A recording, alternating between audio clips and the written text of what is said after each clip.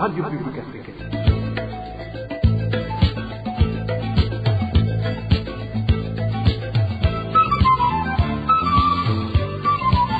Radio Publique Africaine.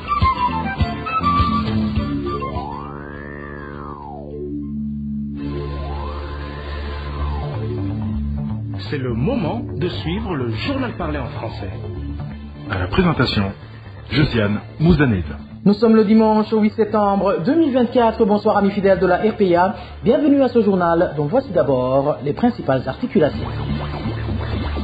Certains cultivateurs de la commune de Buganda demandent d'être régularisés. En effet, 2 mois après avoir vendu leur récolte de maïs à la Naguessa, ils n'ont jusqu'à date reçu aucun centime. Les habitants de la commune Kanyosha, inquiétés par le manque criant d'eau potable qui s'y observe, et ce malgré la présence de cas de variole du singe dans cette localité. Vous aurez les détails dans ce journal. Dans ce journal, nous vous parlerons également de l'appréhension des parents de la commune d'Achoro par rapport à la prochaine rentrée scolaire à cause de la précarité dans laquelle se trouve bon nombre de ménages de la place. Voilà pour le sommaire. Bien le bonsoir sur vous mesdames et messieurs. Tout de suite, le développement de ces titres. Bonsoir. Débutons ce journal par la page gouvernance où ce vendredi, lors de la présentation du rapport définitif d'audit de la capacité de gestion du budget du ministère du Commerce et de l'Industrie, la députée Patricine Douimana a dit que le BBN et ce ministère semblaient complices des producteurs des boissons nuisibles à la santé des consommateurs. Suivez. Ndazi hano harategekanywa les sanctions zitandukanye kubijanye n'abakora. Si je regarde ici, je vois qu'il y a différentes sanctions qui sont prévues pour les fabricants de ces produits. Mais je n'ai pas vu les sanctions qui seront infligées à ces producteurs en ce qui concerne la santé de la population. Je parle d'un exemple qui s'est produit quelque part où les consommateurs ont perdu la vie après avoir pris ces différents produits. Comment est-ce qu'on peut fabriquer des boissons qui entraînent des cas de mort des consommateurs? Comment cela peut arriver alors que la BBN a déjà fait le contrôle de leur qualité? Est-ce que vous ne comprenez pas que ces boissons contiennent un pourcentage très élevé d'alcool? Je voudrais revenir sur ces sanctions prévues qui, à mon avis, sont jugées de spécial. Nous n'avons jamais entendu des producteurs qui sont punis publiquement. Nukugira gute nuguhana biboneka jewe nuvumengo d'un côté haraba protection au niveau de ces producteurs. Je pense qu'il y aurait une protection au niveau de ces producteurs. En tout cas, ils sont quelque part protégés, mais je ne peux pas dire qui les protège. De toutes les façons, il y a certains agents de la BBN qui travailleraient dans le but de protéger leurs intérêts. Il faudra bien vérifier, Excellence le ministre.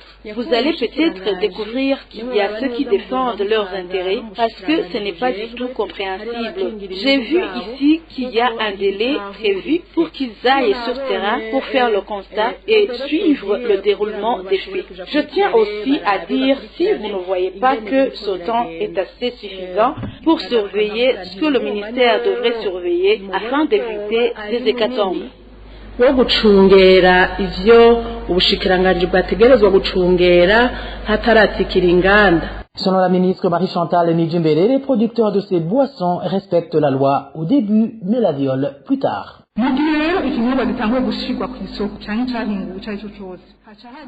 Au moment où la nouvelle boisson ou autre produit est mis sur le marché pour être vendu, vient alors la phase de surveillance de marché, le contrôle de qualité du produit effectué par la BBN. À ce moment-là, la BBN ne se rend pas dans l'industrie. Plutôt, elle prend les échantillons du produit vendu sur le marché pour vérifier si l'industrie s'est conformée aux normes prescrites dans le certificat de conformité octroyé par la BBN, pour vérifier si l'industrie s'est conformée aux normes prescrites dans le certificat de conformité octroyé par la BBN.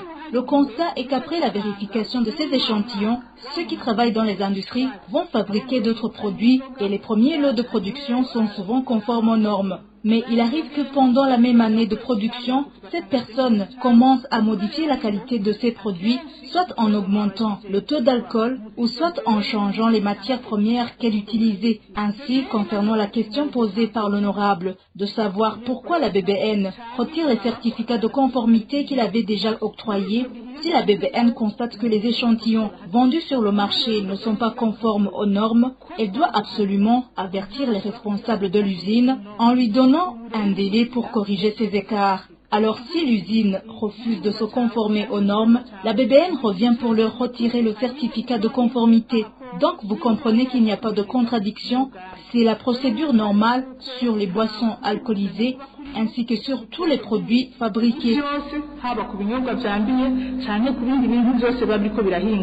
Toujours en page gouvernance, certains citoyens de la commune de Buganda située en province Chibitoke réclament toujours leur argent sur la récolte de maïs vendu à l'Anagesa.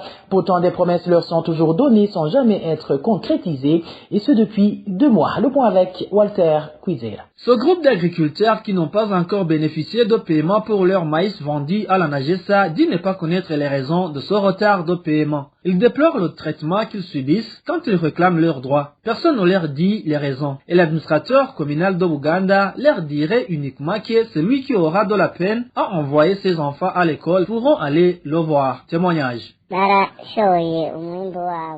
Ces agriculteurs ont vendu les récoltes de maïs à la Nagesa, mais leur argent a été bloqué. Ils n'ont pas reçu leur argent jusqu'à aujourd'hui. On ne fait que leur donner des rendez-vous qui n'aboutissent à rien. Pourtant, les autres ont déjà reçu leur argent. Mais à ces agriculteurs de Buganda, on leur demande d'être patients. Ils leur demandent d'attendre que le gouvernement débloque la situation et leur peut leur dire à celui qui aurait des difficultés à acheter les cahiers pour ses enfants, qu'il lui demande d'aller le voir pour qu'il puisse s'en occuper. Est-ce que nous allons continuer de courir derrière l'administration alors que c'est notre droit d'être payé? Nous louons le terrain pour cultiver, donc nos familles sont condamnées à mourir de faim.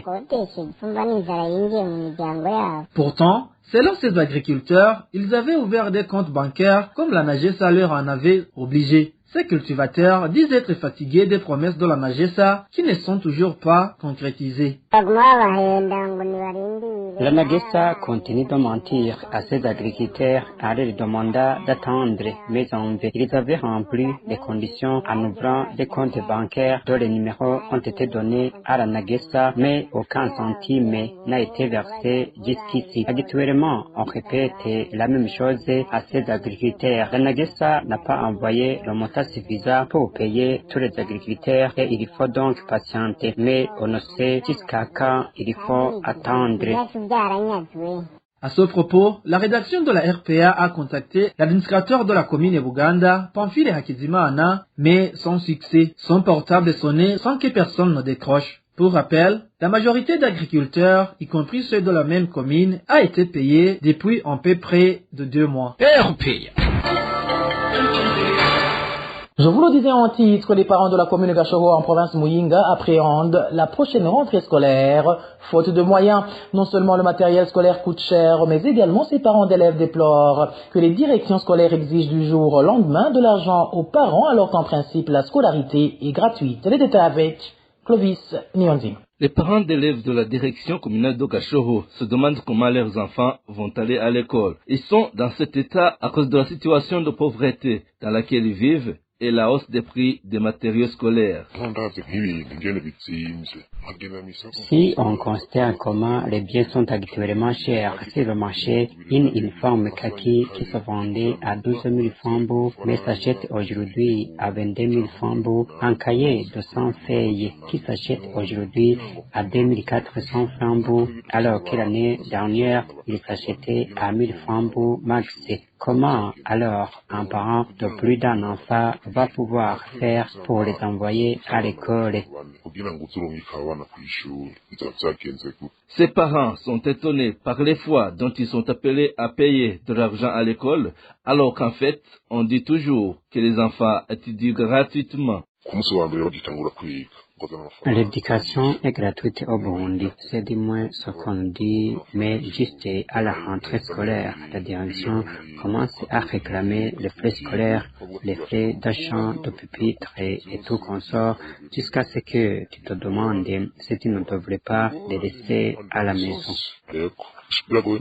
Ces parents de la commune de Gashoho demandent à l'honorable député Jean Chimirimana, natif de Gashoho, de les rendre visite pour s'enquérir de la situation de misère dans laquelle ils vivent et les aider à en sortir. Merci à toi Clovis. Nyonzima, parlons à présent du manque d'eau potable qui s'observe au quartier Moussama de la zone Kanyosha en commune Moha. Nous sommes dans la capitale économique, Bujumbura. Le plus inquiétant pour les habitants de la place, c'est que la zone Kanyosha est déjà touchée par l'épidémie de la variole du singe.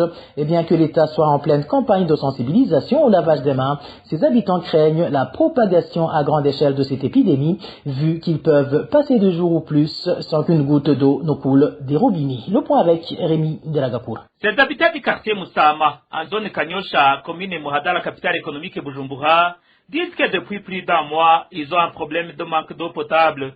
Et quand l'eau est disponible sur les robinets publics, ils achètent un bidon de 20 litres à 1500 francs burundais à ceux qui transportent l'eau sur le vélo.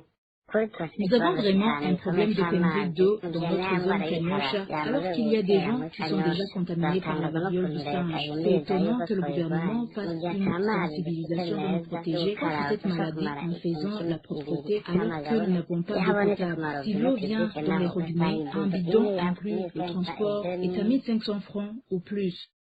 Notre source à Kanyosha indique aussi que ce n'est pas du tout facile d'acheter l'eau à ceux qui transportent le bidon d'eau sur le vélo car c'est trop cher. Ainsi, la plupart des habitants qui n'ont pas de moyens utilisent les eaux sales de la rivière de Kanyosha. Les habitants demandent avec insistance à la régie des eaux de leur procurer l'eau potable pour qu'ils puissent se protéger contre l'épidémie de la variole du singe.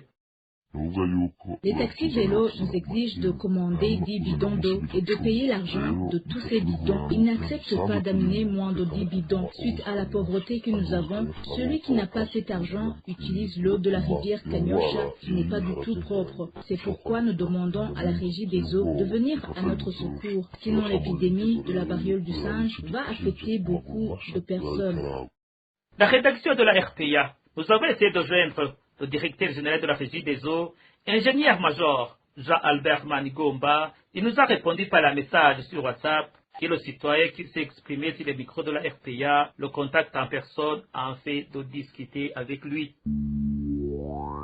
Et voilà, mes fidèles de la RPA, c'est sur le reportage de mon confrère Rémi Delagapura que nous mettons fin au journal en français de ce dimanche 8 septembre 2024.